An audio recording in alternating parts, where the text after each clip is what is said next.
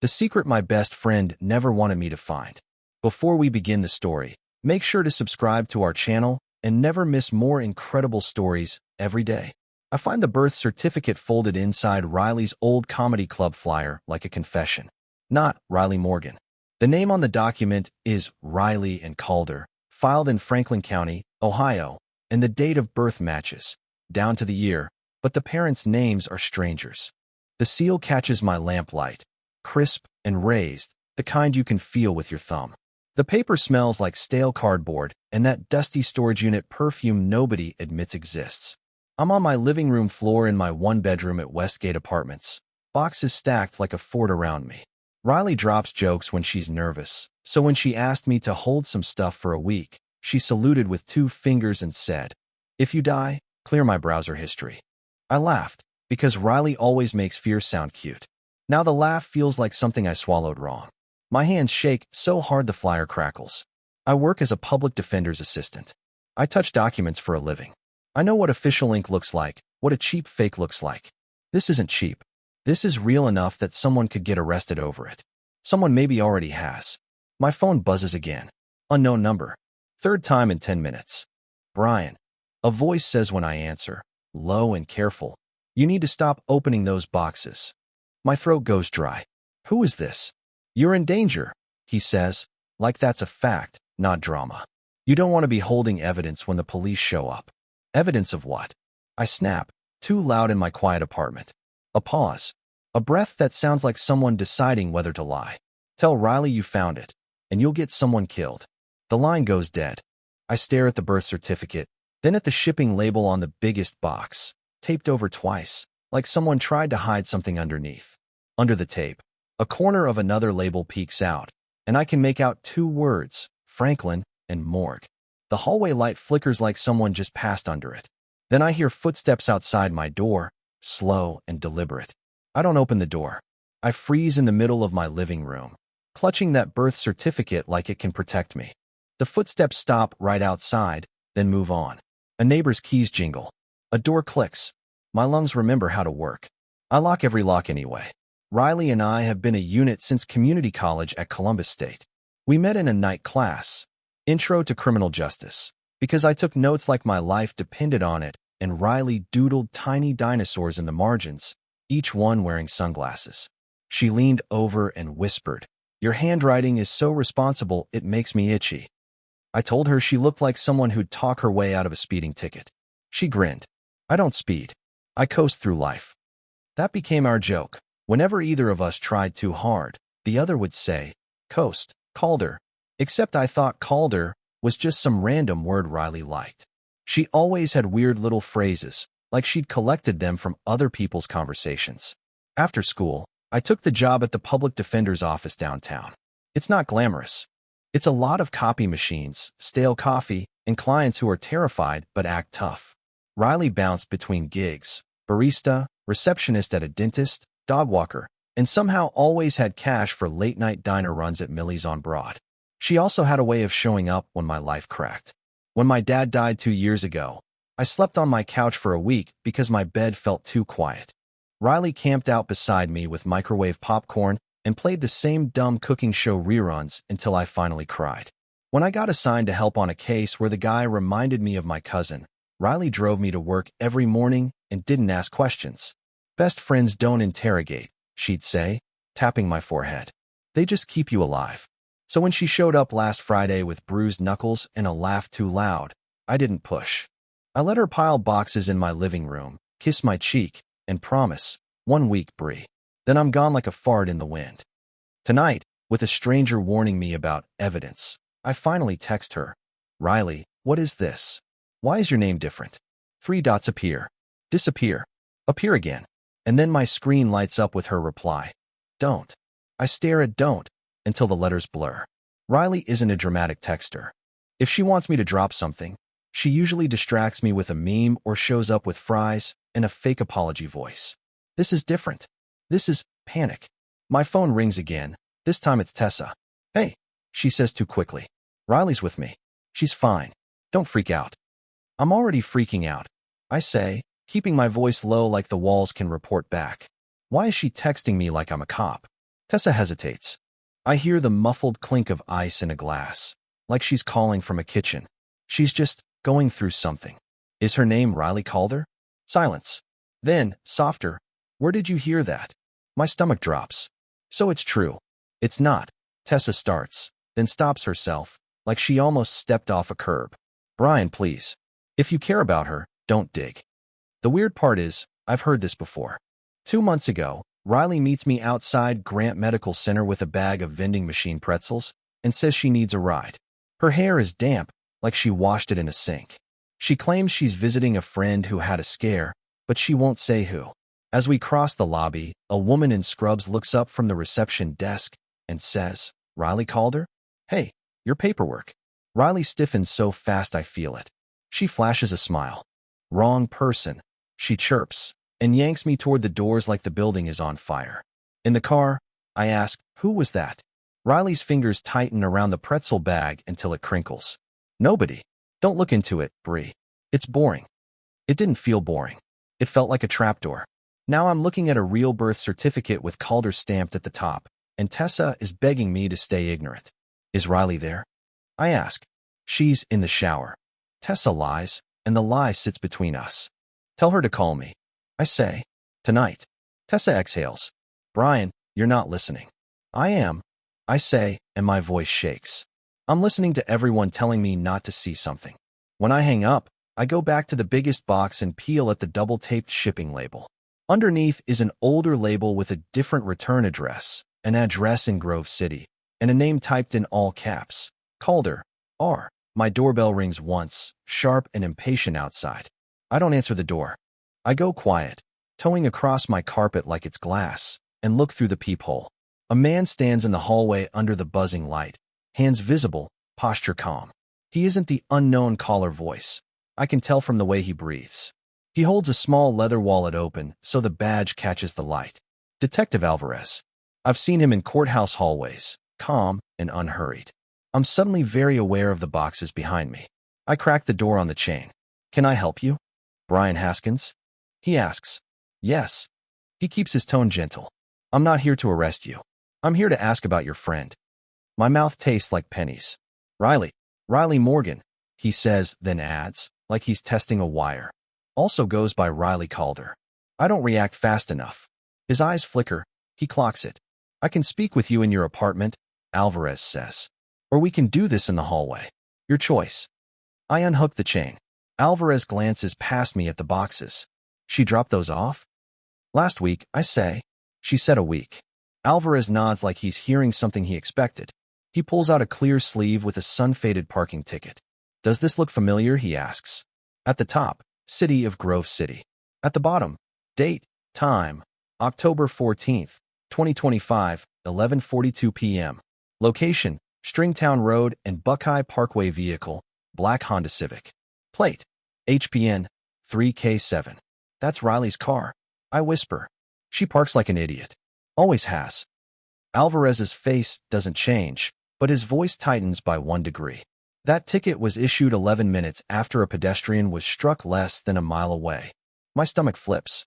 Wait, what? There's an arrest warrant being drafted, he says. Not for you. But if you're holding property connected to that night, you can get dragged into it. I stare at the numbers, the clean black print, the timestamp that suddenly feels like a heartbeat. Riley told me she was at Millie's with Tessa that night. I remember because she posted a blurry selfie with fries and the caption, coasting. Alvarez watches me put that together. Brian, he says quietly, I need to know what's in those boxes right now. Behind him, at the end of the hallway, the elevator dings open. The elevator doors slide apart, and a woman steps out with grocery bags, blinking at us like she walked into the wrong movie. Alvarez shifts so his body blocks my doorway without making it obvious. I'm not going to tear your place apart, he says, but I'm asking you to cooperate. My brain is sprinting. If I let him open the boxes, I'm turning my best friend into a headline. If I refuse, I'm protecting someone who might have ruined a life.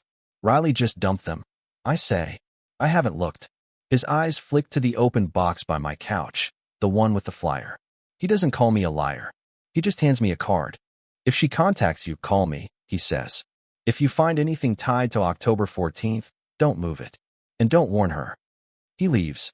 Before I can move, Tessa texts me a single shaking emoji and, please don't say my name. 2 minutes later, my phone lights up with Riley's name like nothing is wrong. I answer. Where are you? Bree, she says, breathing fast. Then she does that old laugh, warm and fake casual. Okay, so funny thing. I need you to not do anything stupid. Detective Alvarez was here, I say. Silence. Then her voice turns careful. You talk to him? He knows the name Calder. I say. Riley, what is going on? Listen to me exactly, she says. There are boxes in your apartment that do not belong there. You didn't open them, right? I open one. A sharp inhale.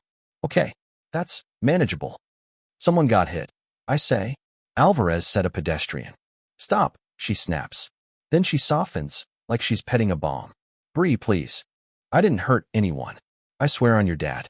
My throat closes. Don't you dare. I'm sorry, she whispers. I can't explain on the phone. I'm coming over. Don't call Alvarez. Don't move anything. And if anyone knocks again, you don't open the door. I hear traffic, a horn, her turn signal clicking like a countdown. Then she adds, so quietly I almost miss it. If you love me, you'll pretend you never saw that certificate. Someone pounds on my door, hard enough to rattle the frame. I don't open the door. I stand with my back against it, heart banging, while the pounding comes again, 3 heavy hits, then stops. Footsteps retreat. A car alarm chirps somewhere outside. My hands are numb around my phone. Riley doesn't show up. 10 minutes pass. 20. Then she sends a new text from a different number. Don't answer anyone. I'll fix it. Fix. Like this is a sink leak. I do the only thing I'm good at. I start collecting facts. The next morning I call in sick and meet Tessa at Millie's on Broad. The diner smells like fryer oil and burnt toast, comfort disguised as grease. Tessa looks like she hasn't slept, eyes puffy, hoodie sleeves pulled over her hands. Tell me the truth, I say, sliding into the booth. And don't tell me don't dig. She stares at her coffee. Riley's not safe, she says. From who? Tessa flinches. From what she did. That's not an answer. She presses her lips together, and for a second I see the friend behind the panic. The one who cries at dog videos and tips too much. There's a storage unit, she blurts. Off Alum Creek. She keeps everything there.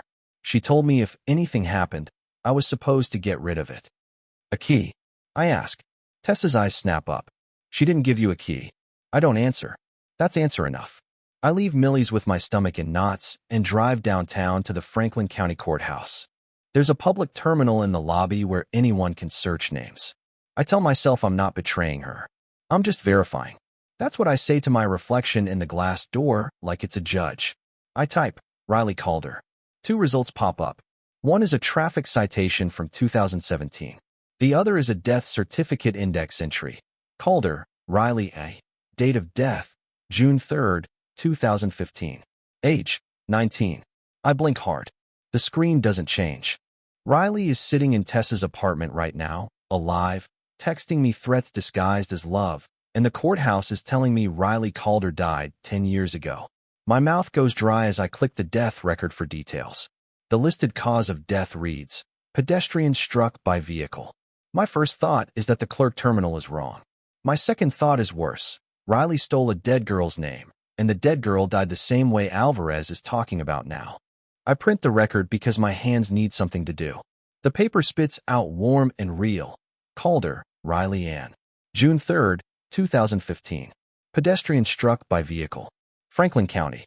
Back in my car, I open the boxes again with the desperation of someone trying to disprove reality. In the bottom of a shoebox, under old movie stubs and a single mismatched earring, I find a tiny brass key on a plastic tag. AC Storage. Unit 214. Tape sticks to the tag where a name used to be written, scratched off hard enough to gouge the plastic. In another box, there's an envelope from Alum Creek Storage, stamped receipt. The amount, $118.50. Paid, October 10, 2025. Method, cash. Printed customer, R. Calder. The receipt number is bold at the top like it wants to be remembered, number 009381. I'm staring at it when a voicemail notification pops up, one I missed last night. Unknown number. Timestamp, December 29, 2025, 1:13 a.m. I hit play. A man's voice, The same careful tone from the phone call. Brian, I'm not trying to scare you. I'm trying to keep you from becoming the next guy holding the bag. Your friend didn't just change her name. She changed the story. Check the storage unit. And whatever you do, don't let her know you went. My fingers go cold around the key. I should call Alvarez. I should hand over everything and let the system do what the system does. But the system is the same system I work inside every day. Messy, rushed, sometimes cruel.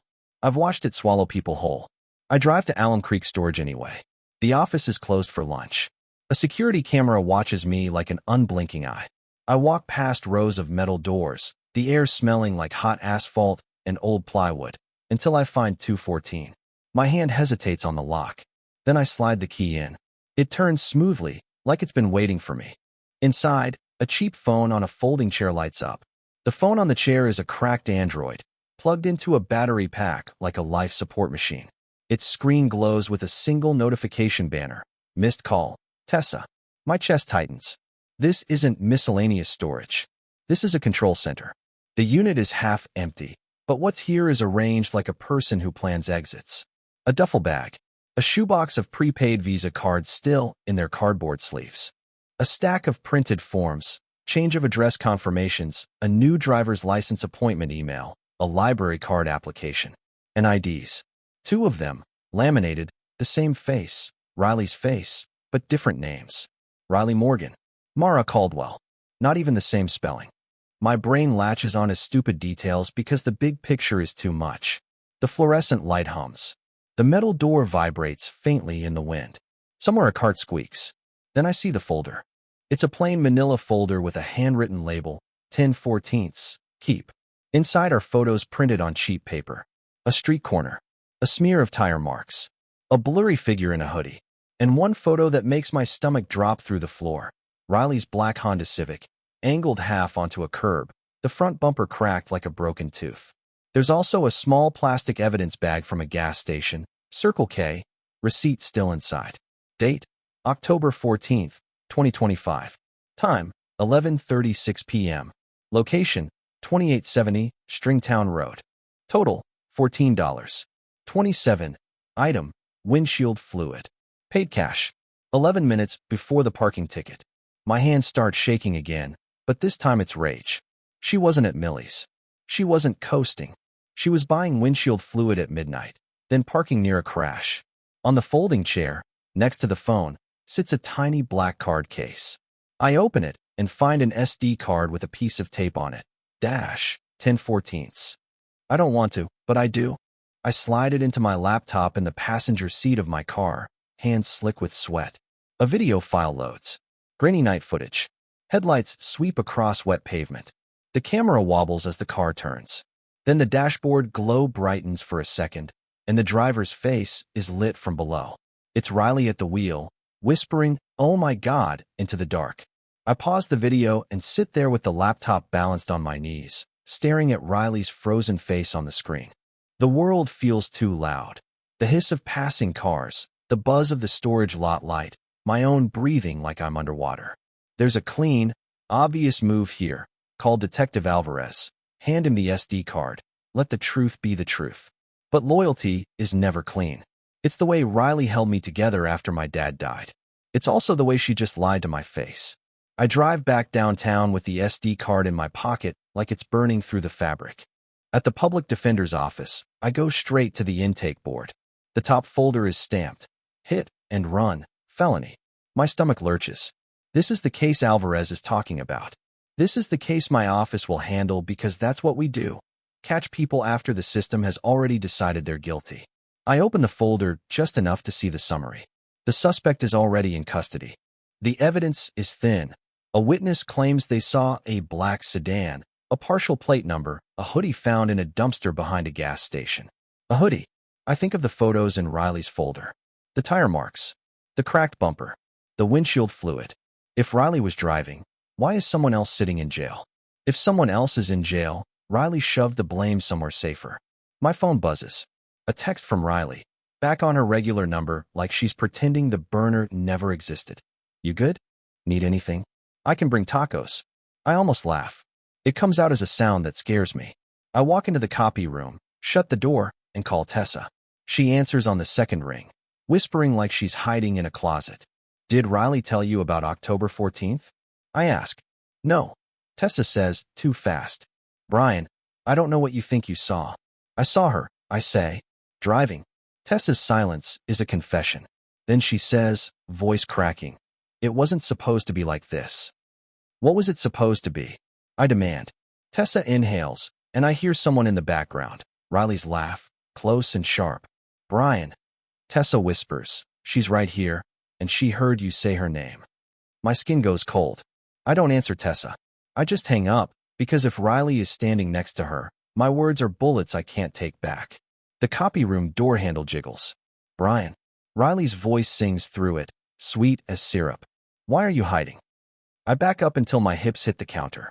My laptop, my bag, my whole life is suddenly evidence I didn't sign up to carry. The door opens. Riley slips inside like she belongs there. Her smile is perfect. Her eyes aren't. Hey, she says, like we're normal. Tessa said you called her crying. Are you okay? Where were you last night? I ask, and my voice doesn't sound like mine. Riley's gaze drops to my pocket. Alvarez gave me a ticket, I say, with a timestamp, and I saw your name on a death record. Her smile slips for half a second, then snaps back into place. Okay, she says softly. So you went digging. I went looking for the truth, I say. Riley steps closer, lowering her voice. Bree, listen. People don't understand context. They hear hit and run, and they stop listening. I need you to trust me. I trusted you, I say. That's why my apartment is full of your boxes. She winces, then cups my cheek. The gesture almost works. I'm sorry, she whispers. I panicked. I shouldn't have put you in this. Then take it out of me, I say. Tell Alvarez the truth. Riley's hand drops. No. The word is flat. Final. She glances toward the security camera in the corner of the copy room, then back at me. You have something, she says. A card. A file.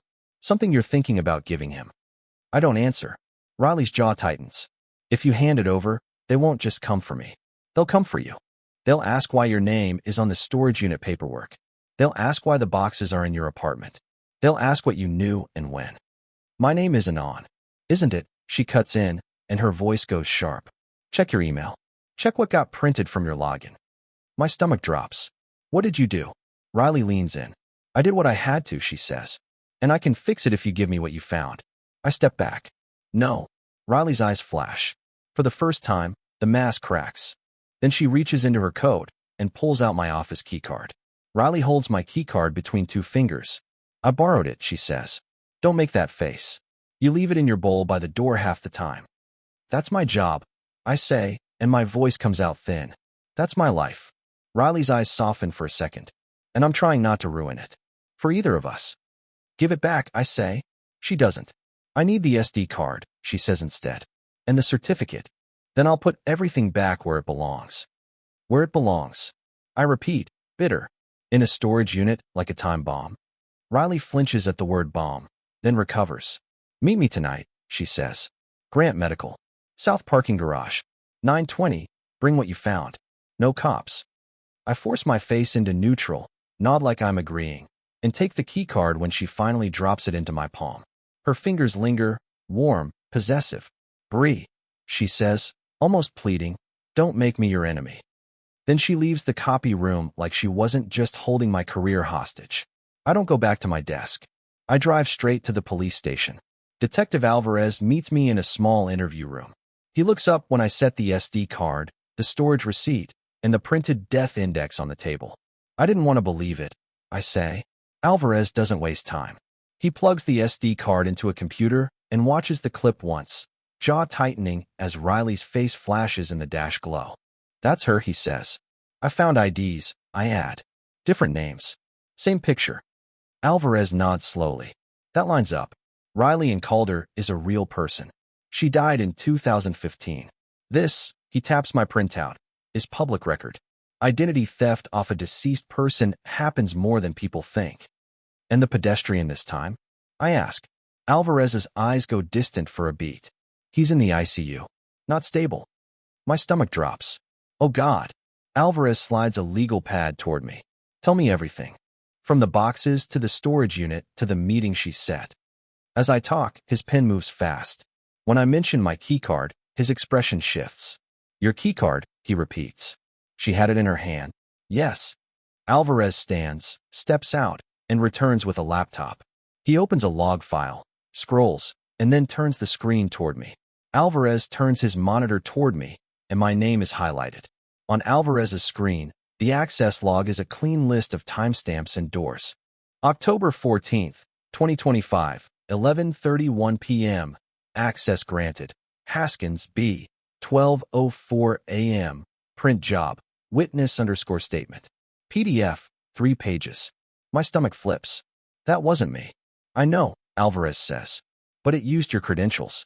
That statement is what gave Patrol a plate fragment and a hoodie description.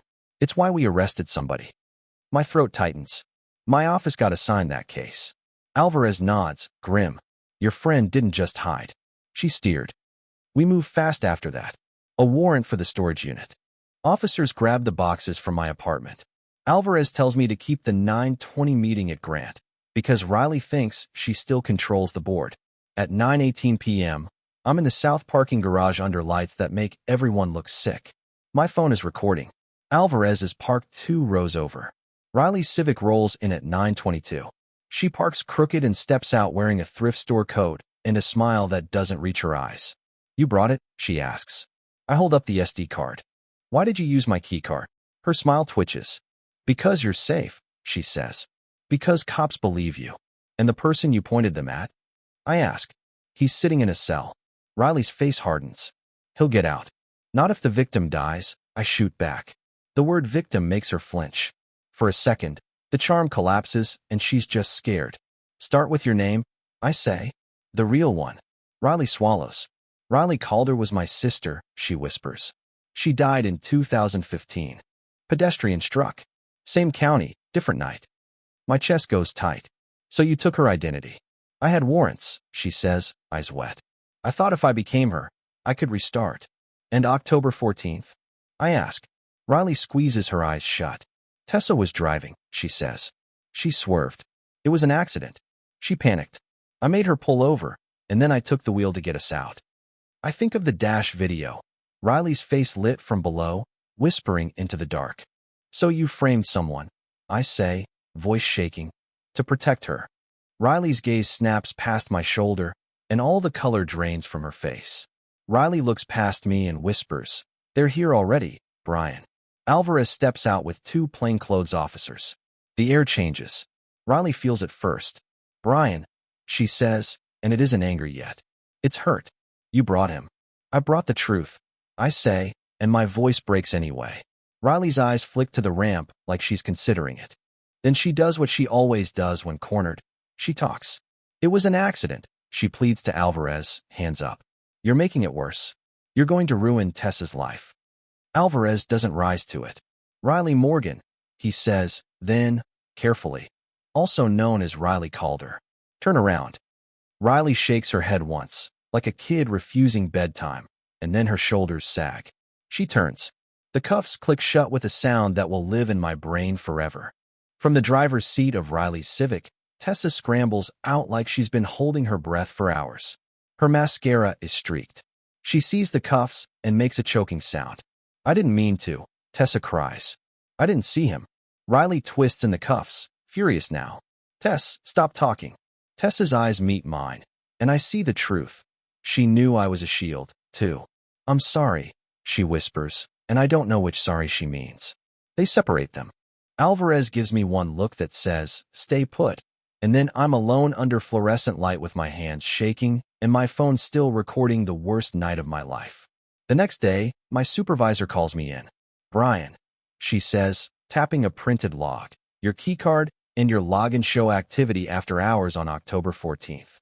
I didn't do it, I say. I believe you, she says, and then her voice tightens. But I have to protect this office. You're on administrative leave until internal review clears you.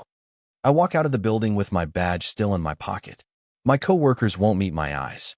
News travels fast. People text me half questions like I'm contagious. I don't reply. That night, after midnight, my phone rings from a blocked number. At midnight, Riley's lawyer calls and says she wants to see me. The next afternoon, I'm in the courthouse holding area.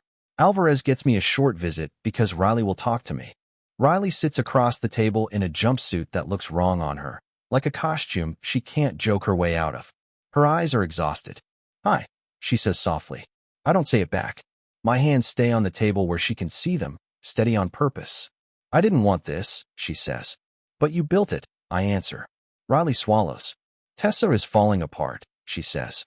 "She's going to say everything, and she'll ruin herself. She's never been strong like me." "There it is. You framed someone," I say. "You used my keycard, my login. You dragged me into it." "I saved you," she insists, voice sharpening. "If I didn't point them somewhere else, they would have traced the plate to me immediately. They would have been at your apartment before you even knew. I was protecting us. By sacrificing a stranger," I say. Riley's eyes flash, then fill. "You don't get it," she whispers. "In 2015, when my sister died, the cops wanted a story that closed. They didn't care about what really happened. They cared about a neat ending. I learned that night that the truth doesn't win, control wins." I hate how familiar that sounds. She leans forward, lowering her voice like we're sharing secrets again. "Brian, please. You have the recording from the garage. You have access to logs. If you help me, we can keep this from crushing Tessa. You can say I stole your keycard months ago. You can make it messy enough they offer a deal. Or," I say, and my voice trembles, "I can make it clean enough the innocent guy goes home." Riley's face tightens. "So you're choosing him?" "I'm choosing what you taught me to be," I say, "not what you became." Her mouth opens, then closes. For a second, she looks like she might laugh, because that's her reflex. But no sound comes out. I stand up. "I'm giving Alvarez everything," I say, "and I'm telling my office the truth, even if it costs me my job." Riley's eyes follow me to the door. "Bree," she says small, "I did love you." I pause, because that lands like a bruise. When I leave, I realize Riley's goodbye wasn't to me at all. 2 weeks later, the hit-and-run case looks nothing like it did on that intake board. Alvarez uses the SD card, the storage receipts, and the access logs to tear apart the fake witness statement. The guy my office represented gets released before New Year's because the timeline doesn't hold once the dash video exists. Watching him walk out of the jail doors, eyes wide, jaw shaking, trying to look tough while he's falling apart, costs me something I didn't know I had left. Relief can feel like grief. My job doesn't bounce back cleanly. Internal review clears me of wrongdoing, but cleared isn't the same as trusted. I get my badge back and my desk back, but my supervisor watches me like she's waiting for the next surprise. I don't blame her. I start keeping my key card on a lanyard like a kid with a whistle. The victim doesn't get a clean ending either. Alvarez tells me the ICU team keeps him alive, but he'll never work the same again. I don't know his name, privacy rules, real boundaries, but I know a person exists now in my head as a consequence, not a statistic. Riley takes a plea on the identity theft and the fabricated statement. Tessa takes one too. They don't look like villains in court. They look like people who made one bad decision and then another and then couldn't find the exit. That's what makes it horrifying. It could have been anyone with enough panic and not enough honesty. I don't visit Riley again. I write one letter instead. Short, blunt, no jokes. I tell her I loved her as my best friend, and I hate her for using that love like a tool. I tell her I hope she learns the difference between survival and control. Then I block her numbers and delete the burner voicemail after I save it for Alvarez. On my first day off after everything, I go to Millie's alone and order fries because that's what we always did. The waitress refills my water without asking. Outside, snow starts falling in slow, patient flakes, and for the first time in months my shoulders unclench.